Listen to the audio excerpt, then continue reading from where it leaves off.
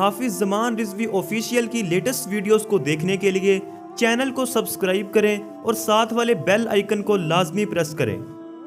السلام علیکم ورحمۃ اللہ وبرکاتہ۔ ناظرین محترم، میں حافظ زمان رضوی آپ کی خدمت میں ایک نئے ویڈیو کے ساتھ حاضر ہوں۔ ابھی انتہائی افسوسناک خبر آپ کے سامنے رکھنے والا ہوں۔ میں خوشی کے موقع پر دل تو نہیں کرتا، لیکن میرا حق بنتا ہے کہ جو اصل اور جو حتمی فیصلہ ہے وہ آپ کے سامنے رکھوں۔ حکومت اپنی ہٹ درمی برقرار رکھتے ہوئے انہوں نے پھر تحریک لبیک کے کارکنان کے دل دکھائے ہیں۔ تحریک لبیک کے کارکنان کے دلوں پر چوٹ پہنچائی ہے۔ آپ کے سامنے ایک بہت ہی بڑی خبر رکھتا ہوں۔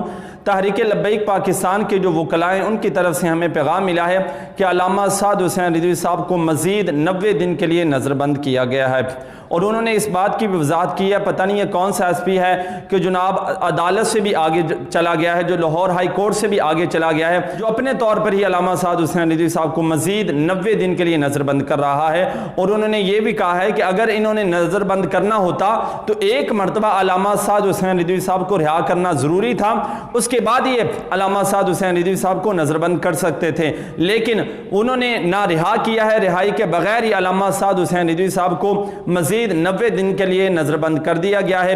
ابھی وہ جو وکلاء ہیں ان کا پیغام بھی آپ کے سامنے رکھتے ہیں، مزید کوئی نئی اپڈیٹ آتی ہے تو وہ بھی آپ کے ساتھ شیئر کرتے ہیں۔ صاحب کی ڈیٹینشن مزید بڑھا دی گئی ہے، جو کہ ہائی کورٹ نے بھی نہیں بڑھائی تھی۔ یہ ڈی سی او اب گور ہائی کورٹ سے بھی پرچیاں مالا تر ہو گیا۔ ڈی سی او اس چیز کو یہ جو مدت ہے بڑھانے کا حل ہے بالکل نہیں تھا۔